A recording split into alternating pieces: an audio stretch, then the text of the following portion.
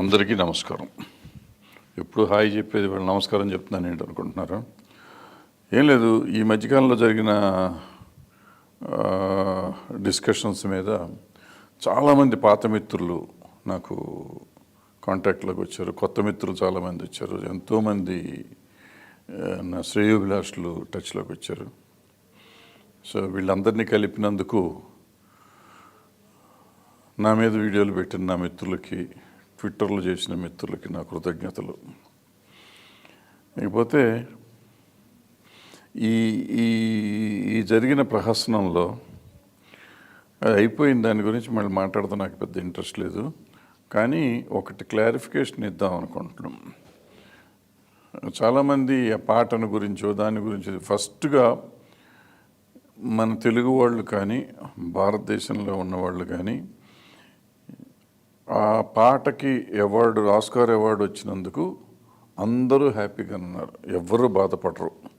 బాధపడుతున్నారు అనుకునే వాళ్ళు వాళ్ళకేముందో మరి మనకు తెలియదు. ఎవరెందుకు బాధపడతారు, ఎవరికి పెట్టింది?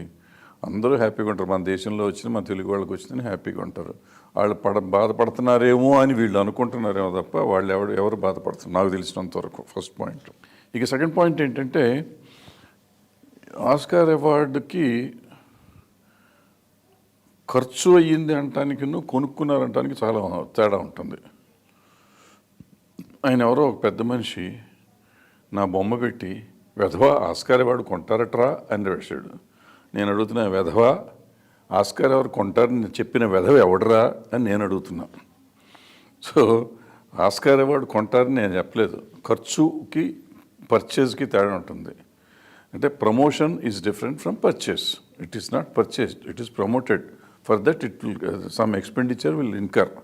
ఎక్స్పెండిచర్ అయ్యిందనే చెప్పాం అంతే తప్ప మీ ఇష్టం వచ్చింది మీకు నోటికి వచ్చిందని వెధవ సన్నాసి అంటే ఊరుకుంటానికి ఇక్కడ ఎవరు లేడు. వెధవల్లారా.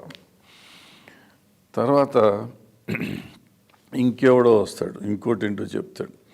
ఇవన్నీ ఎందుకు అనవసరమైన విషయాలు కదా. ఇప్పుడు మర్యాదగా మీరు చెప్పారు, నేను మర్యాదగా మేము చెప్తాం. ఏమన్నా చెప్తే వినండి, మీకు తెలిసింది మీరు చెప్పండి. తప్పు తెలిస్తే తప్పే తప్పని చెప్పండి. అంతేగాని వెధవ సన్నాసి కుక్క నక్క అంటే మాటకి మాట వస్తూనే ఉంటుంది. సో ఇది మంచి పద్ధతి కాదు. సో తెలుసుకోండి దేని గురించి అయినా. ఇకపోతే ఈ పాట ఏంటి రావచ్చా, ఈ పాటకి అట్లా ఉంది. గతంలో మల్లీశ్వరి నుంచి పాట నుంచి చాలామంది చాలా రాస్తున్నారు. బేసిక్ ప్రాబ్లం ఏమండి, మనం అప్లికేషన్ పెడితే ఈ అవార్డే కాదు ఏ అవార్డుకైనా కానీ మనం ఏ అప్లికేషన్ పెడితే ఆ అప్లికేషన్కి అవార్డు వస్తుందండి. ఇక్కడ నాటు పాటకి మనకు అప్లై చేస్తున్నారండి. మీరు మల్లీశ్వరి దగ్గర నుంచి చాలామంది మెన్షన్ చేసిన పాటలన్నీ అసలు మనం అప్లికేషనే పెట్టలా. ఈవెన్ మన నేషనల్ అవార్డు కూడా పెట్టి ఉండకపోవచ్చు, లేకపోతే ఇక్కడ నంది అవార్డులు కూడా పెట్టి ఉండకపోవచ్చు. మనకు వచ్చి ఉండొచ్చు, రాకపోయి ఉండొచ్చు. సో అప్పుడు దానికంటే గొప్ప పాట మాది ఉంది కదా. ఇప్పుడు మనకు వచ్చింది ఈ టైంలో, ఇవాళ రోజున అది గొప్ప పాట. దాన్ని ప్రజలు మెచ్చుకున్నారు. వారు ఆస్కార్ వారు దేశంగా దేశంలో మనకి అవార్డు ఇచ్చారు. సో మనం అందరం సంతోషించాల్సిన విషయమే తప్ప దీనికంటే మంచి పాట ఉంటే ఉండుండొచ్చు. ఈ పాట వాళ్ళకి వచ్చిన 4-5 పాటల్లో ఇది గొప్ప పాట. సో దానికి ఇచ్చారు. అది మన తెలుగు పాట, మన తెలుగు వాళ్ళు రాసిన పాట, తెలుగు వాళ్ళు చేసిన పాట, తెలుగు వాళ్ళు కంపోజ్ చేసిన పాట. మన కీరవాణి గారు, మన చంద్రబోస్ గారు చేశారు. కాబట్టి మనందరికీ గర్వకారణం. డెఫినెట్గా గొప్ప పాట, అంతే సింపుల్. దాన్ని మనం ఆనందించాలి. ఏదొచ్చినా కానీ మనం ఆనందించడం నేర్చుకోవాలి తప్ప ప్రతిదాన్ని మనం క్రిటిసైజ్ చేయటం లేకపోతే ఇంకోటి అనుకోవటం అనవసరం. సో వాళ్ళని మళ్ళీ కంగ్రాచులేట్ చేస్తూ, అంటే సదభిప్రాయంతో పెట్టుంటారు పెట్టిన వాళ్ళు కూడా. బట్ ఏ అభిప్రాయమైనా కానివ్వండి, దీనికి ప్రతిదానికి ఒక సిస్టమ్ ఉంటుంది. గతంలో ఆస్కార్ అవార్డు దానికి రాలేదు. దీనికి ఆ గతంలో ఎవరు అప్లికేషన్ సరిగ్గా పెట్టలేదు, ఇట్లా పెట్టి ఉండలేదు, ఇట్లా పెట్టారు కాబట్టి ఇప్పుడు వచ్చినాయి. ఇప్పటి నుంచి భవిష్యత్తులో పెడతారు. ప్రతిసారి తెలుగు సినిమాలు అన్నిటి ఆస్కార్కి వెళ్తాయి. నో కంగారేం లేదు.